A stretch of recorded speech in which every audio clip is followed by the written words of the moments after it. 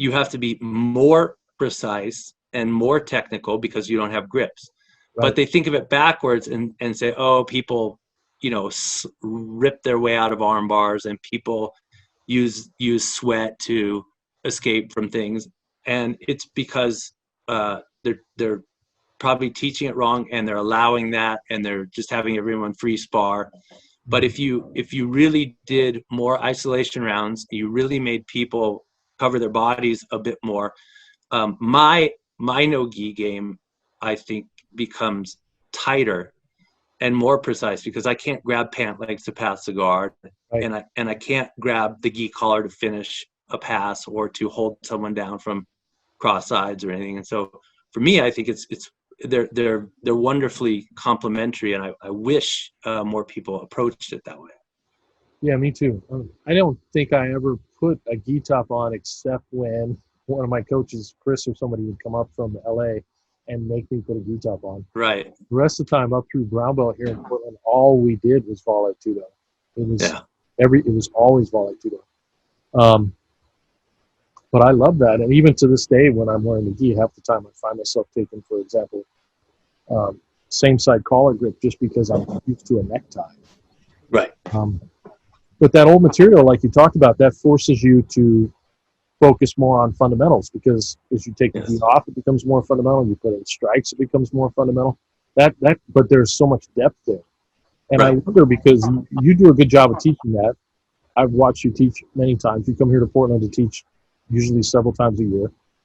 And I run into this problem myself where I am constantly talking to my students and to my other coaches and to my black belts about, for example, focusing on fundamentals and not teaching your own game and drilling it down and doing a lot of isolation drilling as opposed to sequence of techniques and let's roll like everybody else does. And still, I run into, there's only a few that I think teach it that way. So I'm glad to hear it's not just me. Yeah. But why is it so hard to get that message across, even when you try and model it yourself in your own teaching? Yeah, I mean, I think the modern jiu-jitsu game is very seductive. There's a lot there, and it's pretty, and you can stay physically and mentally occupied just acquiring new stuff. And people like shiny objects, and you think that's what it is? You think it's the acquisition phase that? Oh yeah, and just having 17 different options here feels good, but of course that's also because no one's trying to hit you, right? So I mean, they're not unrelated, right? It's a chicken or egg question. Like, do you like all of that flowery stuff because, I mean, how can I say this?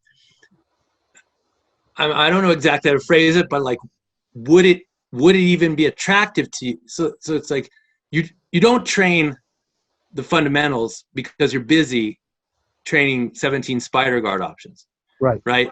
But if you had trained the fundamentals and you did, the way Hito and Henner do, you have like a couple classes a week where you put the gloves on, and would you have even been attracted to that other stuff if you knew how worthless it was under any kind of real pressure, Right. And somebody can punch you in the face. Yeah.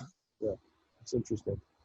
I wonder too, sometimes I've seen some of the coaches and black belts who will go back and teach their own style, but it's not because they don't understand what I'm saying about what I think the most and best epistemology is, or what you're saying. But sometimes I think it's just because they want to teach what they're good at because that's what they feel secure teaching. Sure. And how would you help them navigate that route?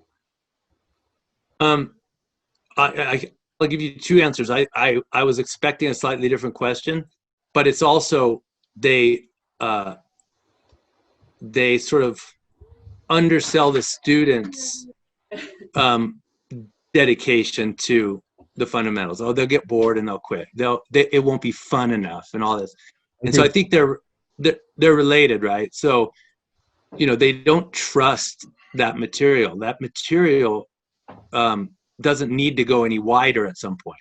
Right. I mean, white, blue, maybe purple, you have to, because jiu-jitsu is a technical game, but you hit a certain volume and it's all about going deeper, right? Not wider. Yeah. And they think, no, if I don't give them a new toy every day or a new piece of candy every day or something else that's not very valuable, but just kind of pleases you for 15 minutes, but ultimately rots your teeth and makes you unhealthy, you know, then they'll quit coming back. But I think they're underselling the students, and they're underselling the art of jiu-jitsu and how captivating and beautiful it can be going down instead of out, you know? Yeah. I think I deviated from, and then their style. Yeah, same thing. It's their motivation is good, but their reasoning is flawed. So the motivation is good. They're trying not to be a phony and trying not to misrepresent themselves. But you know, you don't have to be a person who won a world championship with this particular guard pass or this particular choke to teach it to a group of white belts who can then refine it on their own. Right. You have to know the elements that make it work and convey those very accurately, but you don't have to finalize 50 guys with it in competition, you know? Yeah. No, it's very true.